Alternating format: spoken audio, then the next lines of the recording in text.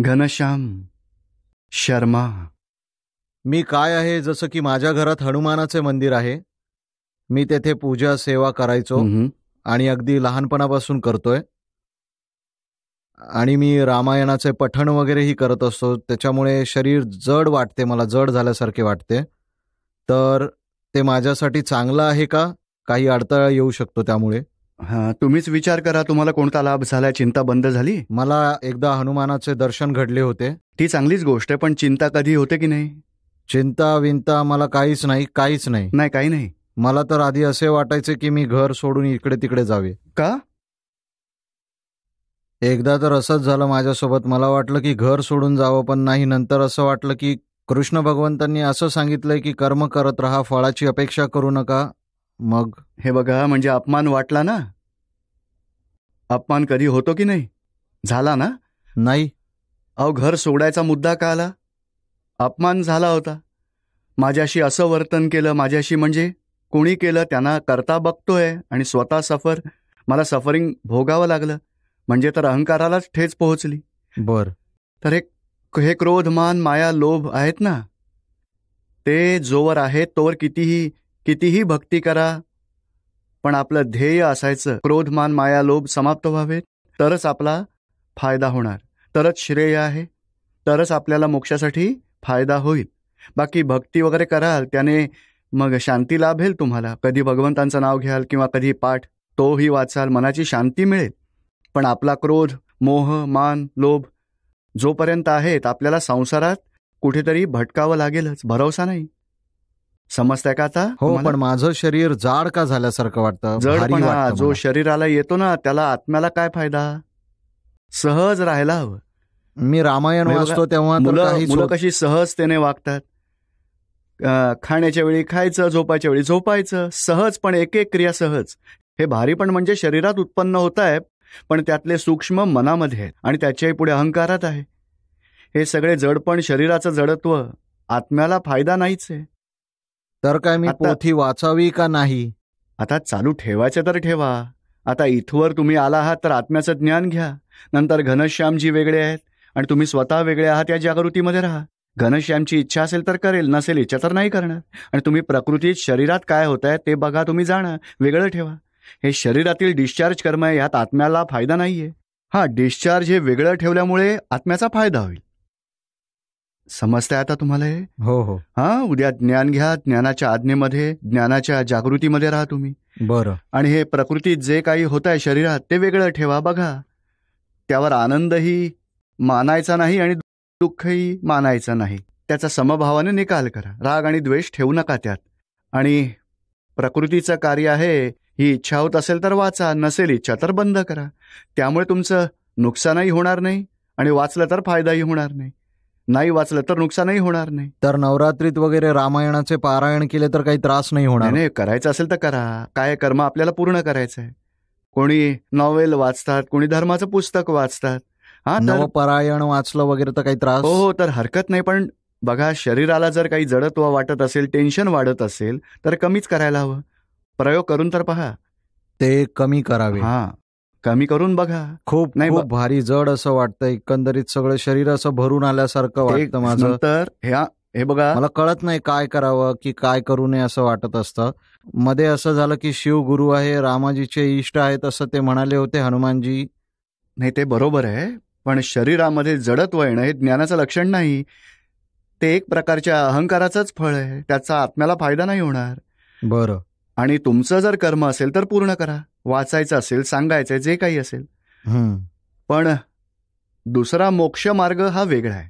मोक्ष मार्गासाठी प्रकृती काय करते ते बघणं, जाणणं आणि कर्माला समभावानं पूर्ण करणं, तो मोक्ष मार्ग आहे. सहज म्हणजे काय? बघा, आपण बोलतोय त्यात काही माझं शरीर जड झालंय, टेन्शन वगैरे आलंय, असं काही होत नाहीये. ते असं बरंच श्वास वगैरे जोरात चालू होतो माझा, मला कळत नाही काय करू. तो पूर्वजन्माचा अभ्यास आहे आणि आपली कल्पित मान्यता आहे की बस मला काहीतरी होत आहे. आणि लोक ते नाही का, काही लोक तर अशी घुमतात, नाही असं काही करतात. कित्येक वाटतं काय झालं, सगळे पुढे लगेच नमस्कार करायला जातात. बाबांना नमस्कार, बाबांना नमस्कार. सद्गुरुस्थाला भेटलो, त्यांनी सांगितलं की ते सगळं मानसिक आहे. शारीरिक शारीरिक जे काही वाटतं ते मानसिकतेचं फळ आहे, त्याचा आत्म्यासाठी उपयोग नाही. ही तर अहंकाराची भूक आहे एक प्रकारची, ती अशी पूर्ण करतो, मानाची किंवा मग काही तर मी बहुमानाची. पाठ वगैरे, नवपारायण पाठ वगैरे, श्रावण पाठ वगैरे करतो मी, तर ते वाचू की नको वाचू, काय तुम्ही करू? नाही केलं तर दुसरा कोणी करेल की नाही? हो. तर दुसऱ्याला फायदा होऊ दे. आपण फक्त आपलं ध्येय काय आहे, मोक्ष प्राप्ती करायची आहे की संसारात काही मान बहुमान सन्मान प्राप्त करायचं आहे? माझी तर इच्छा हीच आहे की संसारातून गेल्यावर पुन्हा कधीच नाही यावे इथे. बस, तर मग हाच मार्ग अवलंबा, दादा भगवानांनी सांगितलेला आहे.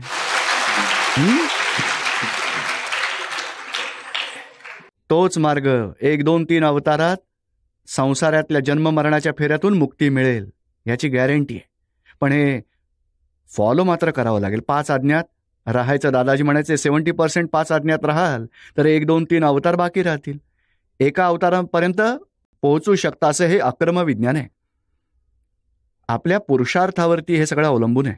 बरं, काय हा, ब्रह्मा विष्णू महेश यांच्याही पेक्षा मोठी शक्ती आहे? खरं तर आहे. आत्मशक्ती तर सगळ्यात उच्च शक्ती आहे, परमात्मशक्ती म्हटलं जातं. आता एक बघा, कोणाची श्रद्धा असेल, ब्रह्मा विष्णू महेश, त्यांच्या श्रद्धेप्रमाणे बरोबर आहे.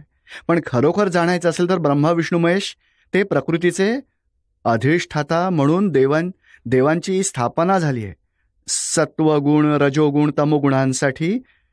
प्रकृती स्वतः कृष्ण भगवंतांनीच म्हटलंय की वेद त्रिगुणात्मक आहेत, त्रिगुणात्मकातून वर यावं, आत्म्यात या. म्हणजे आत्म्याची शक्ती सगळ्यात उच्च शक्ती आहे, त्याला परमात्मा शक्ती म्हटलं जातं. सर्वात उंच. प्रकृती हे काय मातेचे नाव आहे? तशी आता प्रकृती माता नाहीये, ही अज्ञानतेतून उत्पन्न शक्ती आहे. तर नंतर हे सगळं कथा पुराणात मिळतंच, अमुक मातेचं नाव, पित्याचं नाव, हे त्या सगळ्या कथा म्हणजे मुलांना जशा स्टोरी सांगतात बघा, तेव्हा या वेदात खूप साऱ्या अशा गोष्टी सांगितल्या. पण ते हळूहळू डेव्हलप होण्यासाठी आहे. आणि सगळे वेद सांगतात की 4 वेद पूर्ण होतात, ते स्वतःच सांगतात नीती नीती नीती.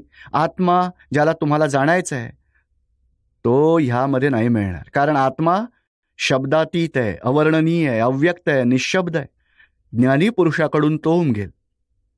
तर हे सगळे प्रकृतीचं जे विभाजन आहे वा प्रकृतीचे सगळे गुणधर्म आहेत, माता पित्याचं वर्णन आहे, सगळे प्रगत होण्यासाठी चांगलं आहे. पण पुढे जायचं असेल तर कृष्ण भगवंतांची गीता आचरा. आणि गीतेतही म्हटलेलंच आहे की जे प्रत्यक्ष ज्ञानी आहेत, ज्ञानी तोच आत्मा आहे, त्यांच्यापर्यंत पोहोचा. अर्जुनाला मी जे दिलंय ते प्राप्त होईल. मग गीतेतही सांगितलंय की तत्वदर्शी संतच सांगू शकतात. प्रत्यक्ष ज्ञानी असावेत. संत आणि ज्ञानींमध्ये बराच फरक आहे. बरं, संत लक्ष्मी आणि विषय विकार मुक्त आहेत, आणि सात्विक अहंकार असेल त्याला संत म्हटलं जातं. विषय विकार आणि लक्ष्मी, रोग लालसा ज्यांची निघून गेली, आणि सात्विक अहंकार सगळ्यांचं भलं करणं, भगवंतांची भक्ती करणं, त्यांना संत म्हटलं जातं. दुसऱ्यांसाठी जीवन जगतात. आणि ज्ञानी पुरुष ज्यांचं लक्ष्मी, विषय, अहंकार सर्व काही संपून गेलंय आणि आत्म्यामध्ये राहतात आणि आत्म्याच्याच गोष्टी मग प्राप्त करवतात, ते ज्ञानी पुरुष, दादा भगवानांसारखे. तर संतोषापेक्षाही खूपच पुढच्या गोष्टी. तर मी रामायण पाठ तर करतच राहीन सर. तर तुम्ही उद्या ज्ञान प्राप्त करून घ्या, नंतर तुमच्या फाईलचा समभावाने निकाल करा. तुम्हाला या सत्संगाची फाईल पूर्ण करायची आहे. कोणाला नोकरी धंदा असेल, कोणी टीचर असेल तर मुलांना शिकवायची फाईल पूर्ण करेल. तुम्हाला रामायणाचं पारायण पूर्ण करायचंय, ते कर्म पूर्ण करा. पुरुषोत्तम शर्मा. जय सच्चिदानंद. हा, बोला. शरणविधी नाही होऊ शकत का? बायको नाही म्हणते का? नाही. मग तुमचं मन नाही म्हणतं? करू नाही शकत. वेळ नाही मिळत. वेळ नाही मिळत. वेळ का नाही मिळत? झोपायला 10 मिनिटं काढा, कमी करा. अर्धी पोळी कमी खाल ना तर रात्री झोप अर्धा तास उशीर येईल. तर मग फर्स्ट क्लास चरणविधी होईल. खाणं थोडंच कमी करा, एक परोठा कमी खायचा, त्याने झोप उशिरा येईल. मग किंवा लवकर उठाल, त्यावेळी चरणविधी करून टाकायचा. खरं चरणविधींचं महत्व समजण्याची ही गरज आहे. कारण आत्म्याचं सारा दिवस हे शरीर, मन, देह आपलं काम करतच असतं. भूक लागली खाणारच, शरीराचं काम होतं, आपलं नाही. झोप आली, झोपलो, शरीराचं काम झालं. तर आपण आपल्याच शरीरामध्ये राहून आपण आपलं स्वतःच काम नाही करत. हे मन वचन कायचं, हे सारा दिवस आपण त्याला वेळ वेळ देत असतो. विचार करणं, बोलणं, खाणं, काम करणं, सगळं 24 तास प्रकृतीसाठी आपलं शरीर, आपली ही आपण शक्ती वापरत असतो आणि स्वतःच्या आत्म्यासाठी आपण वेळ नाही काढू शकत. बघा हे पुद्गल कसं आहे, सर्व त्याचं काम करवतो. जन्मापासून मृत्यूपर्यंत आपलं काम सगळं करवून घेतो आपण. आणि आपण वेडे स्वतःच काम नाही करत. बघा भूक लागला हॉटेलमध्ये चहा, सकाळी चहाशिवाय मला चैनच पडत नाही. अरे चहाच्या एवढे अधीन झाला तर आत्म्याच्या वरती मग आवरण येईल. म्हणजे आता निश्चय करा की प्रकृतीचं काम आपण फाईल समभावाने निकाल करायचा आहे आणि आपण आपल्या आत्म्याचंही आपला सरप्लस टाइम जो वाचणार आहे 1 तास, अर्धा तास, पाऊण तास, 2 तास आत्म्यासाठीही काढायचंय. असं नाही की खाणं पिणं झोपणं औषध ते काही घेणं बंद करायचं असं नाही. ते प्रकृतीचं काम ते चालूच ठेवा, पण आपण जागृती ठेवूया. आपला निश्चय करूया की आत्म्याचाही पुरुषार्थ मला करायचा आहे. आपल्याला 2च कामं करायची आहेत. चरणविधी म्हणजे विधी, वांछन, सामायिक आणि प्रतिक्रमण. विधी म्हणजे चरणविधी, 9 कलमं सगळी म्हणायची आहेत. त्याने आत्म्याची शक्ती वाढेल. नंतर दादाजींची काही पुस्तकं वाचा ज्यामुळे तुम्हाला या ज्ञानाच्या गोष्टी कळतील. कारण ज्ञानींच्या दृष्टीने जीवन व्यवहाराच्या गोष्टी कशा समजायच्या, ज्ञानात राहून त्या गोष्टी त्या मग कळतील तुम्हाला. आणि आपल्या चुकांचं प्रतिक्रमण करा ज्याने आपण या व्यवहारातले राग द्वेषाच्या हिशोबातून सुटू. समजताय ना आता हे? थोडा जर निश्चय केलात ना तर सगळं काही चांगलंच होईल. जय सच्चिदानंद. ओम प्रकाश चौधरी. हा, जय सच्चिदानंद. हा बोला. दीपक भाई, मी शुद्धात्मा आहे याचे स्मरण करून उच्चारण करत करत झोपतो. झोप येते, पण नंतर कधी कधी कळत नाही काय विचित्र निरर्थक गोष्टी स्वप्नात येतात आणि झोप येत नाही. ते स्वप्न जसे आपण हे ओमप्रकाश जेवण वगैरे जेवतात की नाही, नोकरी धंदा करतात, ते जे डिस्चार्ज कर्म आहे तसं स्वप्नामध्ये डिस्चार्ज कर्म असतं. ते सूक्ष्मातून स्वप्न वगैरे डिस्चार्ज होतात. कधी विचारता की अरे डिस्चार्ज होतात आणि वाणीद्वारे डिस्चार्ज होतात, चांगुलपणाने डिस्चार्ज होतात. पण हे स्वप्न ही डिस्चार्जच कर्म आहे. म्हणजे आपलं आजचं जे ध्यान आहे, मी शुद्धात्मा आहे, ती वेगळी गोष्ट आहे आणि हे कर्माचं निराकरण होत आहे. ते स्वप्नाद्वारे निराकरण होत आहे. जरी काही वाईट असलं चांगलं असलं आपण जाणायचं, बघायचं. आणि कोणाप्रती वाईट आहे, कोणाला मग दुःखी करणारं असं काही असलं तर ओमप्रकाशकडून प्रतिक्रमण करून घ्यायचं. पण घाबरायचं कारण नाही. हे डिस्चार्ज कर्म फेकलं जातं, संपून जातं. मग समजताय तुम्हाला हे? होय. हा, ते तर सगळं मग पुढे निघून जाईल. मी तर शुद्धात्मा आहे का दादा भगवंतांच्या असीम जय जयकार असो. 5-7 मिनिटे झाल्यावर शरीरात एक प्रकारची ऊब जाणवते, जागृत होतं शरीरातून. हो, तो दुसरा पार्ट आहे. तो डिस्चार्जचा परिणाम आहे. त्याला काही महत्व देऊ नका. आपल्याला ह्या जागृतीचं महत्व आहे की मी शुद्धात्मा. आणि दादाजींची ही आज्ञाच आहे, रोज रात्री झोपण्यापूर्वी मी शुद्धात्मा आहे हे ध्यान करत करतच आणि दादा भगवान आणि सिमंदर स्वामींना मग निध्यासन करत करतच झोपायचं. जसे प्लग घालून झोपलात मोबाईलमध्ये तर सारी रात्र पॉवर चार्ज होतच राहते. आत्मध्यानामध्ये राहिलात तर सारी रात्र आत्मजागृतीत राहाल आणि शरीराला आराम मिळेल झोपल्यामुळे. शरीर जागृत होणे हे प्रतिक्रमण आहे का आणखी? नाही, हा डिस्चार्ज परमाणूंचा परिणाम आहे. त्याला महत्व देऊच नका. या भाऊंनी पण विचारलं ना, शरीर जड होतं तोही शरीरावरचा परिणाम आहे आणि असं काही वाटतं तोही शरीरावरचाच परिणाम आहे. त्याला इम्पॉर्टन्स देऊ नका, महत्व देऊ नका. देवप्रकाश, आपण एकदा म्हणाला होतात की मोक्षात ब्रह्मचर्यामुळे 90% काम होते, पण एकदा म्हणालात की ते फक्त मदत करते बस. दोन्हीमध्ये काय फरक आहे? ते हेल्पिंग म्हणजे काय की आत्मज्ञानाशिवाय कितीही ब्रह्मचर्य पालन केलं तर फायदा मिळेल, पण देवगतीपर्यंत जाऊ शकाल, पण मोक्ष नाही मिळणार. आत्मज्ञान ही मुख्य गोष्ट आहे आणि ब्रह्मचर्य आपली भावना असावी, त्याचा आग्रही होऊ नये. आग्रह म्हणजे बस मी ब्रह्मचर्याचं पालन करतोय, हे लोक असे आहेत तसे आहेत, रागद्वेष करू नका. ब्रह्मचर्याने काय होतं की आपलं चित्त जे विकारामध्ये गुंतं ते मग निघून जाईल आणि आत्म्यासाठी चित्त आत्म्यात समन्वयासाठी सुविधा राहील. खरा शब्द तर ब्रह्ममध्ये चर्या, तेच ब्रह्मचर्य आहे आणि आपलं चित्त आत्मरमणतेत राहावं ते खरं ब्रह्मचर्य आहे. तर विषय विकारात देहभावात चित्त रमून जातं, इंद्रियांमध्ये चित्त रमत जातं. आणि जर चित्त रमलं इंद्रियांमध्ये तर जडतत्वात गेलं, शरीरात लागून राहिलं तर आत्म्यात राहू नाही शकणार. तर ब्रह्मचर्यातून चित्त आत्म्यामध्ये येण्यासाठी सुविधा व्हावी. जसे बरेच जर मजले असतील तर पहिल्या मजल्यावर जायचे तर इथवर आलात तर पुढचं मग इझी आहे. पण जिन्यापर्यंतच नाही आलात आणि बाहेर रस्त्यावरती फिरत राहिलात तर फर्स्ट फ्लोअरवर कधी येणार तुम्ही? तर हे मेझनाईन फ्लोअर सारखा एक स्टेप आहे आपली ही आत्मदृष्टी. कारण ब्रह्मचर्य आपण तिथे थपकायचं नाही, त्याच्याही पुढे जायचं आहे. आणि हेल्पिंग म्हणजे किती गुंते कमी होतील का वाढतील गुंते ब्रह्मचर्यामुळे?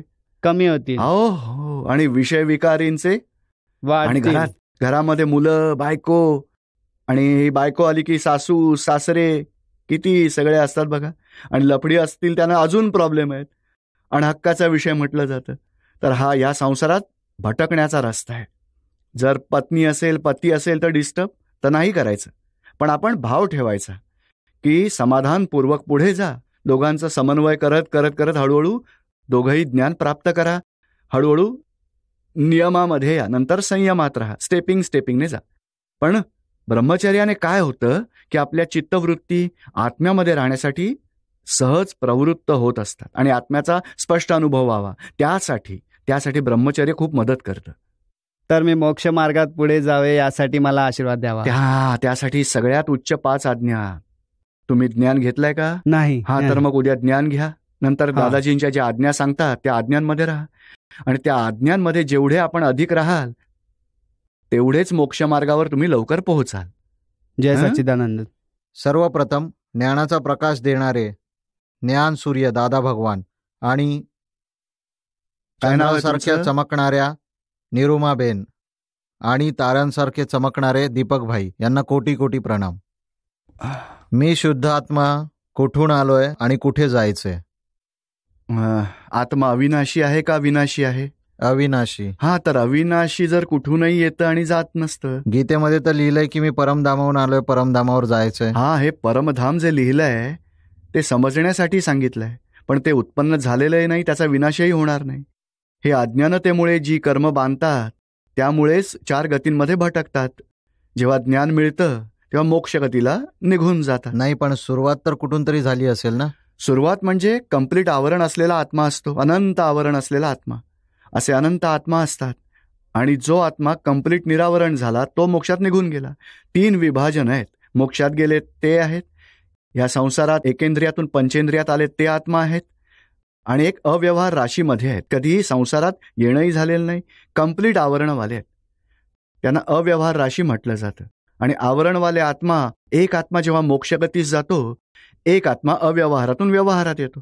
व्यवहारात ते जेवढे आत्मा आहेत ते सगळे कॉन्स्टंट आहेत. एक इंद्रियातून दुसऱ्या इंद्रियात जातात. 3 इंद्रिय, 4 इंद्रिय, पंचेंद्रिय डेव्हलप होत होत होत निरावरण होतात. मग नाही, म्हणजे कुठेतरी जायचं, म्हणजे कुठेतरी जायचं आहेच. नाही, जायचं म्हणजे काय की निरावरण होणं. आवरणाची स्थिती आहे, अज्ञान दशा आहे, ज्ञानी दशेपर्यंत पोहोचायचंय, केवळ ज्ञानापर्यंत. हे जे परमधाम म्हणतात याचा अर्थ परमधाम म्हणजे खरोखर म्हणाल तर आत्मा स्वतःच परमधाम आहे, नाही का? गीतेमध्ये तसं म्हटलंच आहे, आत्म्याचा मोक्ष करायचा नसतो, आत्मा स्वतःच मोक्ष स्वरूप आहे. हा अहंकार जो बंधन भोगतोय त्याला मोक्ष हवाय. तर हा अहंकार आत्म्यापासून वेगळा झालाय. आत्मा स्वतःच परमधाम आहे. तो स्वतः अहंकार आत्म्यापासून वेगळा झालाय आणि पुन्हा आत्म्याशी मिलन घडवू इच्छितोय. आत्म्याशी तो वेगळा का झाला? अज्ञानतेमुळे, आवरणांमुळे. आता आवरण तुटतील तेव्हा भगवंताशी एकरूप व्हाल. म्हणजे कोणतीही जागा नाहीये तिथे जायचं आपल्याला? नाही, अशी कोणतीही जागा नाहीये. एक जागा आहे. ह्या संसारात 6 अविनाशी तत्व आहेत आणि 4 गतींमध्ये भटकावं लागतं. तर अज्ञानता असते तोवर कर्मबंधन होत असतं, कर्मामुळे 4 गतींमध्ये भटकावं लागतं. आणि मोक्ष म्हणजे ब्रह्मांडामध्ये, त्यामध्ये लोक आणि अलोक 2 भाग आहेत. लोकमध्ये 6 अविनाशी तत्व आहेत आणि आलोकामध्ये अविनाशी तत्व, आकाश तत्व एकच आहे. तर आत्मा जेव्हा मुक्त होतो तेव्हा लोक आणि आलोकाचा जो हा सांधा आहे, जॉईंट आहे, तो तिथे थांबतो, पुढे नंतर जाणार नाही. तरी मुक्त दशा, त्याला सिद्ध क्षेत्र म्हटलं जातं, तिथे आत्म्याला स्थान प्राप्त होत असतं. तर हे परमधाम याचा अर्थ काय? ते नाहीये परमधाम, तर आत्म्या स्वयं परमस्वरूप म्हणतात वरती आहे तिथे ते परमधाम. नाही, परत तो मोक्षगतीला गेल्यावरती पुन्हा संसारात येत नाही, पण एकदा का गेला तर परत येणार नाही. हा जोवर जात नाही तोवर 4 गतींमध्ये असतो. मनुष्यगती, जनावरगती, नरकगती आणि देवगती. या 4 गतींमध्ये तो भटकतो बस. तर मग प्राणी योनीत का जातो माणूस? का जातो? कारण कोणाचा बघा नाही का, आपण हे लिहिलंय, जर कोणी वाईट मार्गाने पैसा कमावला असेल, जर चुकीच्या मार्गाने पैसा मिळवला, आपल्या पत्नीशिवाय जर कोणाशी संबंध ठेवले, कुणालाही दुःख दिलं आणि खुश झाला, असे सगळे अधोगतीमध्ये जातात, जनावर गतीमध्ये. हे जे म्हणजे हा, कर्मदंड भोगण्यासाठीच जातो. 8 अवतार जास्तीत जास्त हे जनावरात जातो, पुन्हा मनुष्यामध्ये येणारच.